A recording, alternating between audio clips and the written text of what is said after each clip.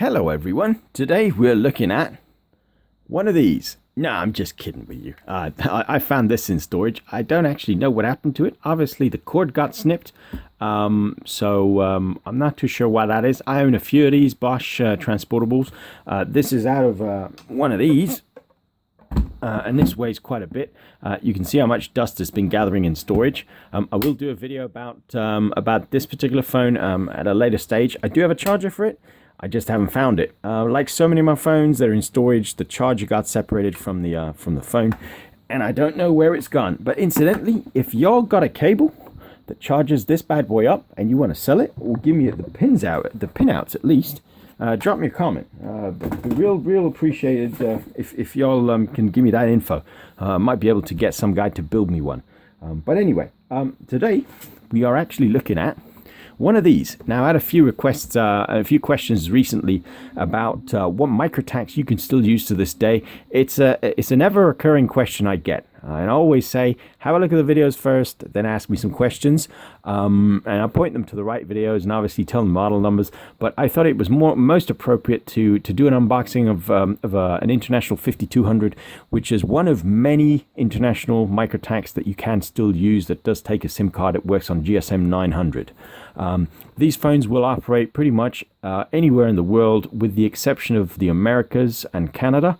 So North America, South America, Middle America, and places like Japan, which I don't think have GSM 900. They do have GSM, but different frequencies. And there are a couple of other exceptions in the world. I'm not too sure off the top of my head. But anyway, let's take a look inside. This is what the box looks like. Incidentally, if you see a box like this for sale, it's not necessarily a 5200. It could be a 7200 or even a 7500. Motorola just made a generic box, and they changed the sticker and just told you what the product was on the sticker. And also there's two different size boxes of these. One that's a larger one like this, and the other one which is a little bit slimmer, about this high. So, but anyway, let's take a look inside to show you what you got when you bought one of these.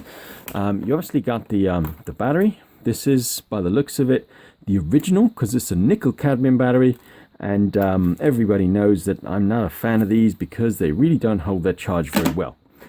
Anyway, so what you got? You got obviously the phone. You got the crazy heavy wall charger. These chargers actually had a lot of metal in them because they're the original transformers, not the power switch mode stuff you get nowadays. This is of course a 3-pin because it's out of the UK. I'm not going to dwell on this too much because it's fairly standard stuff. And of course you got the desktop shoe or desktop charging cradle. This is the IntelliCharge XT, of course, which is the fast one. The overnight one obviously took a lot longer to charge your battery. I ain't going to go into detail with these because this is all standard Motorola MicroTAC stuff. Chiefly what interests me is the phone. So, put this out the way. Now, you might have checked out the video I did, I think it was last year, about the digiflip. The digiflip was basically an identical phone to this. It was just in a shade of grey, and it had the Vodafone logo down there, because I had that one shipped out of Australia. I think there's actually two versions. There's a UK version and an Australian version. I can't tell them apart. I think the model's slightly different, or the type is slightly different on the back. The type of pack number or whatever. But anyway, this is a 5200, as you can clearly see. If it'll zoom, it'll focus, there you go. The difference between the 5200 and the 7200 is marginal. I personally prefer the 7200 because the menu is a little bit slicker. 5200 is still a rock solid phone. They made these and they really knew their stuff. So let's fire one of these up and see what we can do with it, basically. Now, got of course the matching battery. I'm hoping this has a little bit of charge. If not, I got a couple more here which I can take. It's asking for a SIM card, so we'll throw a Vodafone UK SIM card in there. This is a GSM 900, of course, and with a bit of luck, I've not powered this on, so it won't ask me for a lock code, hopefully. There we go. Straight off the bat, you got service. Now, don't be fooled by that service meter. You got service pretty much everywhere until the very last ounce of service, and then this meter was not very accurate, basically. Even if you had very marginal service, the messages are coming through now. I'm gonna power this off because it'll keep going otherwise. The service meter basically was always pretty much full whack, even though you're in a variable coverage, very service area, and then when you had no service, it would just go flat down to zero. The algorithm for these is really deceptive, but anyway. I might actually use a different SIM card because I know this one's got a ton of messages to come through. Let me see if we can use this one here. Try and slide the sucker in. There we go. With a bit of luck, this one will not ask for a pin or anything like that. Should be, and this should pick up Vodafone as well. There we go. Standard stuff really. These are real good phones. Like I said, I prefer the 7200s to the 5200s because the menu is a little bit slicker, but you got the usual Motorola MicroTAC refinements of the era, the MR, the M plus button, memory recall, and add. So to give you what else the phone offered, let's quickly go through the menu. So you press up and then the menu, and then you navigate with the keys at the bottom. So you got general, interface, call monitor, call restrictions, secure, which is obviously your security stuff, and options. I think that's it, wasn't it? No, SMS as well. So let's go into options real quick. Battery save on. Of course, these phones are notorious for eating up a lot of battery. These phones need a lot of juice. So most people had these with some sort of extended battery as well. They were obviously sold with the original. This is the original NiCad, but if you had one of these, you couldn't probably go to the end of the day with just one charge. So most people that could afford it got the extended battery. I've got the extended on here like so. So you had a battery save up option as well. So if you had that, obviously it didn't search for a service too often. And that was the only option you had by the looks of it. So yeah, let's quickly look into SMS just to see what it had. Now these phones, a lot of people probably don't know this, but these Motorola phones had cell broadcast, which you could turn on, and you had all sorts of useful information from the local cell. Nowadays, that service is pretty much defunct. I seem to recall Vodafone used to have cell broadcast of the local dialing codes because they had the really old SIM cards and the really old tariffs, the personal world and the metro world tariffs. This SIM card is about 15 years old now, at least 15 years old. They did gold ones as well, which you do also have, but the tariffs basically were what you paid per minute to a local call, to a local dial area code, was charged differently to a call that you made that was a national call. So say you're in London and it had the prefix for London, which I think back in those days was 071. Then it changed to 0171 and now it's 020. But you were in 071 dialing area prefix location, and you dialed an 071 number, you'd get charged much less than if you called, say, Birmingham from London, because that would be classed as a national call. So they had the cell broadcast to broadcast the dialing code, so you knew exactly which area you were in and how much you were going to get charged. Because back in those days, using cell phones was extortionately expensive. So message alert tone, auto cell broadcast. In fact, let's switch that on. You had to define the channel. I happen to know that I think it was 50 or 51 actually. Let's try 50 and see what it does. Or maybe it was 51 actually. It was in the early 50s, so let's go back. Quickly try that. I should have tried this before I did the video actually, so apologies. So auto cell broadcast on, off, on, enter channel.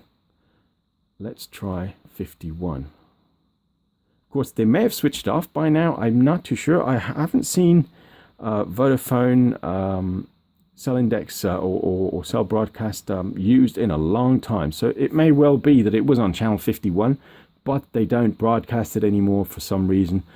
Probably because most phones nowadays don't support it. But it does look like maybe they stopped broadcasting it. But anyway, because it don't matter now. You just have minutes on your cell phone.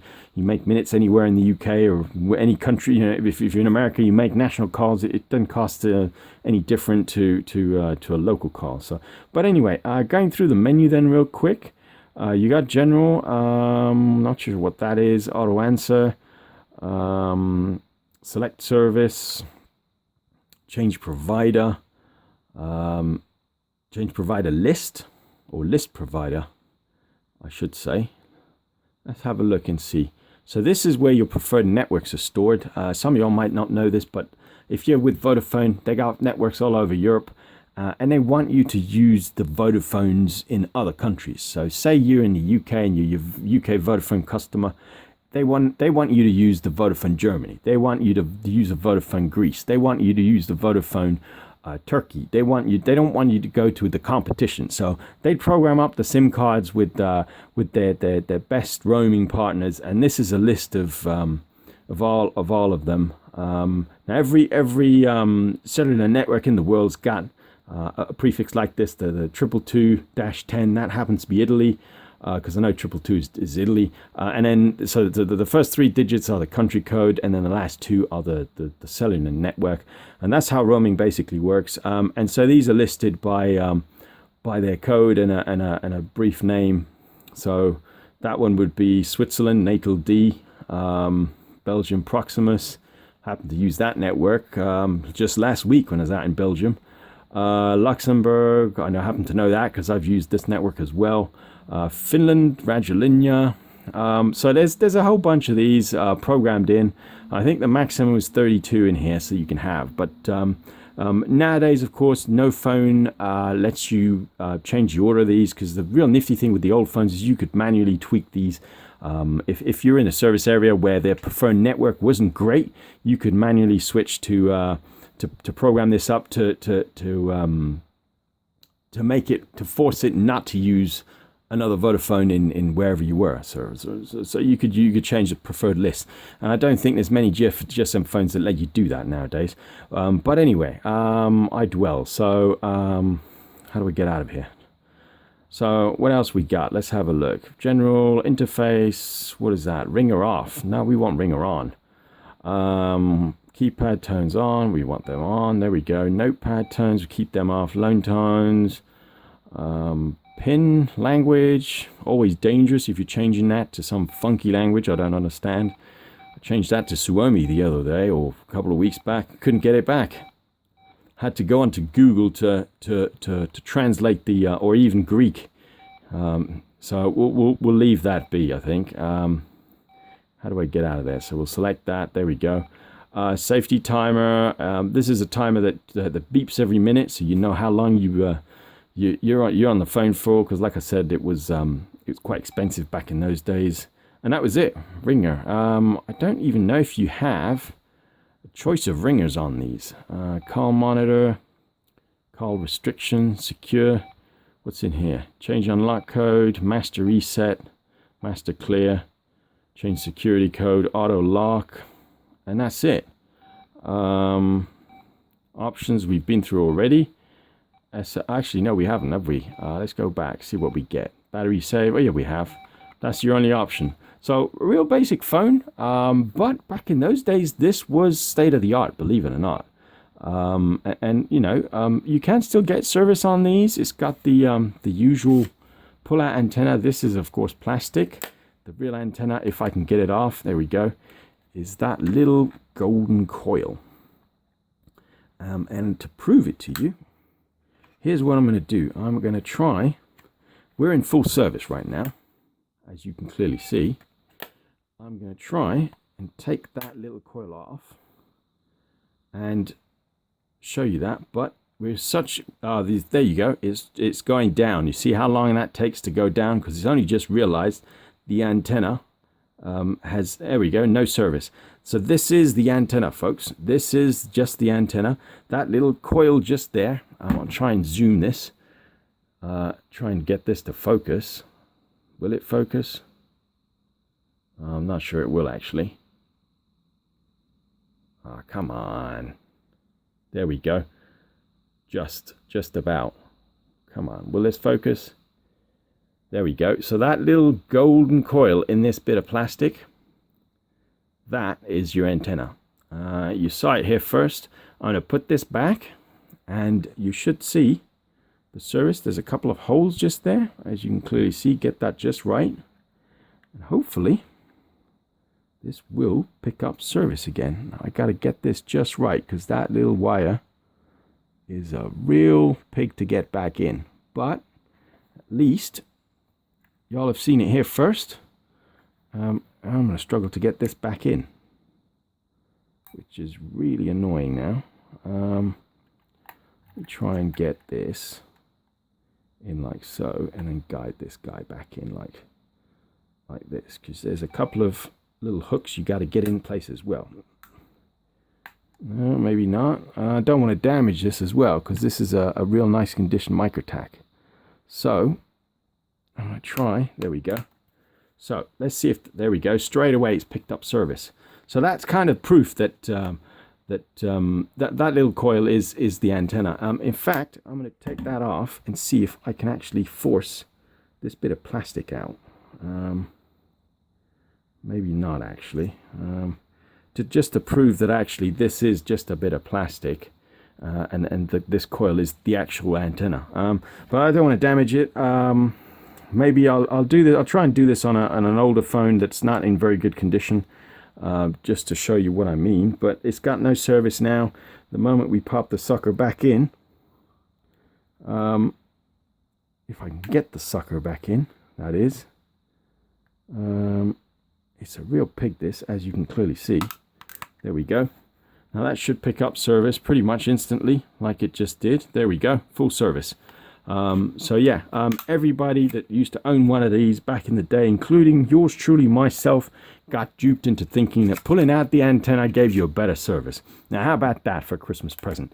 But anyway, that's all I got to say about these. These are real nice phones. If you want to get something that's easy to use and straightforward and doesn't have GPS or any of that secret service tracking nonsense that all the Android and Apple phones have nowadays, get yourself one of these, man. You'll be talk at a table. You'll be talk at a restaurant. You pull out one of these, real gangster, and get yourself a good battery as well if you can find one, and you'll be good to go, basically. If I got a couple of these, so maybe the next competition I might give one of these away. These are, you can pick these up still to this very day. They come up fairly often on the second-hand websites. They come up every now and again on eBay as well. But the people are bidding crazy like this. What you need to watch out for is obviously the lock code. These phones stem from an era when the phones weren't locked to a particular provider. Certainly, I've never come across an international 5200 that's locked to a particular provider. So chances are you can just slot a SIM in and you're good to go. The only lock you'd probably get would be the phone lock code. But there's ways around that anyway, with the security reset and all that. So like I said, this is all I can say about this particular one. Feel free to check out some of the other videos I got on here. And if you like the video, give me a thumbs up, and hopefully I'll see you next week as we're nearing Christmas. Obviously, I'll probably take a break for a week to doing videos, but I'll let you know nearer the time anyway. Incidentally, Michael out of Canada, if your cell phone ends in 5502, I still have your phone, buddy. You ain't texted me back your email address. I need your email address so I can contact you to get your postal address to ship this out to you.